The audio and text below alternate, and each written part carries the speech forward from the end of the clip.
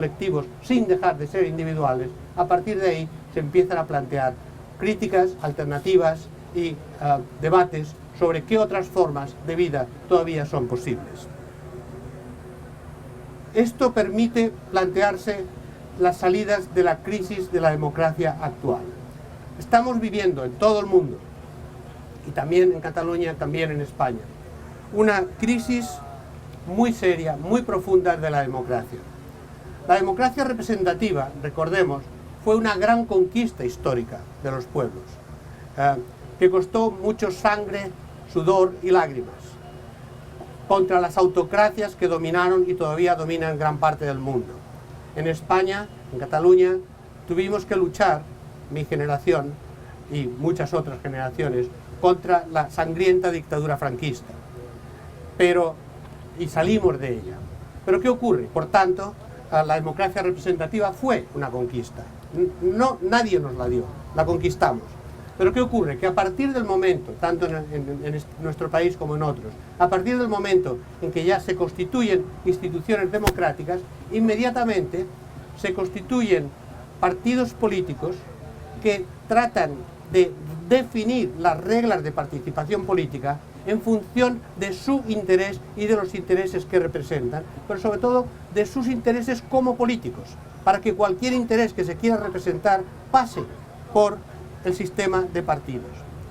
Y a partir de ese momento se cierran otras vías de representatividad y se aseguran por ley electoral que solo los partidos y solo los partidos mayoritarios puedan gobernar.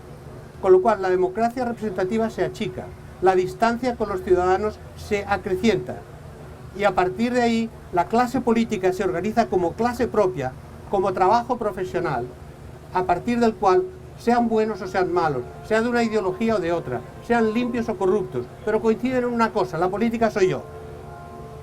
La política es el partido y el partido soy yo. Y cualquier otro tipo de intervención política tiene que pasar por ese cauce estructurado de los partidos. De ahí ocurre que cuando hay corrupción, hay impunidad. Cuando hay errores graves en la conducción, por ejemplo, de las políticas sobre las crisis económicas, hay una falta de responsabilidad por parte de quien comete esos errores y pagan las consecuencias los ciudadanos. Excepto, claro, llega un momento de elecciones, afortunadamente, y en ese momento pagan. Pero pagan para pasar de un menú a otro.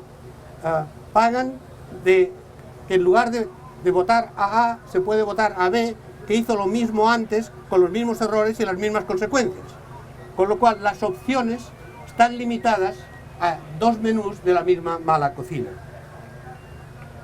Porque las leyes electorales están construidas para que los partidos mayoritarios sigan siendo mayoritarios. A menos que empiece a haber terremotos electorales que se producen, que no es imposible, pero que son la consecuencia de cambios sociales en profundidad, que no se producen sin esos cambios sociales. Mirad, en el mundo, según las encuestas de que se dispone, más de 2/3 partes de los ciudadanos piensan que no están gobernados democráticamente. Y esto es cierto también en Cataluña, en España y en Europa. Esto es importante.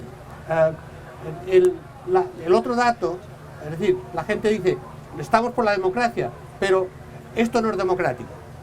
Esto lo dice el ciudadano normal, no cuatro contraculturales antisistema, el ciudadano normal. Ahora bien, incluso la clase política es el grupo profesional más desprestigiado de todos en todas las encuestas internacionales sobre prestigio profesional.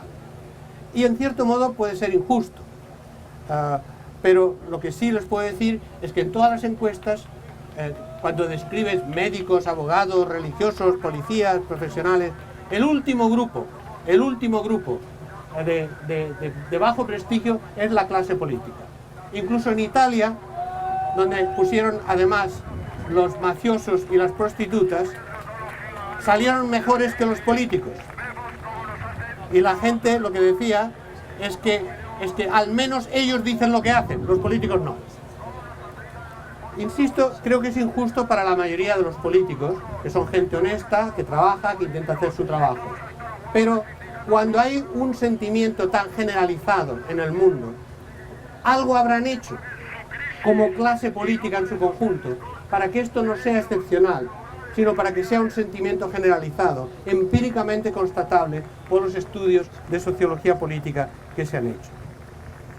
Pues bien, mientras las cosas van más o menos, la gente pasa, fundamentalmente pasa.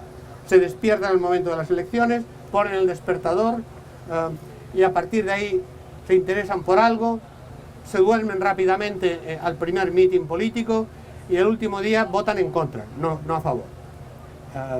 En la inmensa mayoría de los estudios se demuestra que el 75% de la gente vota en contra de alguien más que a favor de alguien.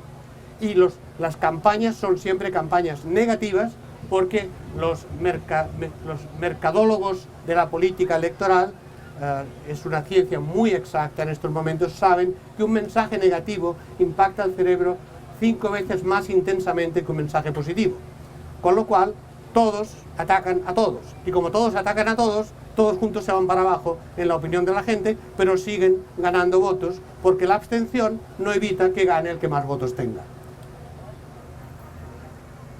Pues bien, lo que ocurre es que cuando las cosas ya no van más o menos, sino que van mal y rematadamente mal, cuando hay crisis, entonces hay un despertar del interés por quién y cómo podría hacer las cosas de otra manera.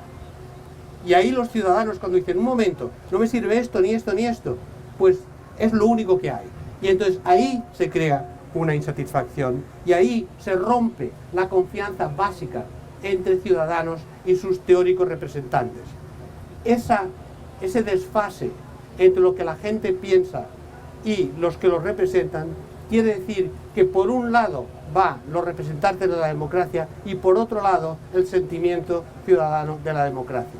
Objetivamente, por tanto, el corte que existe entre representantes y representados se va ampliando. Y eso da lugar a toda clase de reacciones posibles que pueden encarnar tanto proyectos positivos como negativos, proyectos desesperados.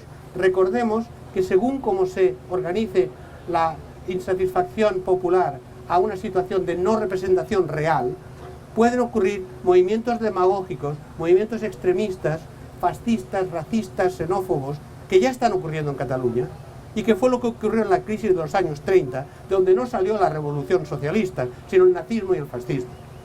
Por consiguiente, es fundamental que otros movimientos colectivos con valores positivos, con valores humanos, con valores humanistas, ocupen el lugar para ir llenando ese vacío entre la política y la sociedad.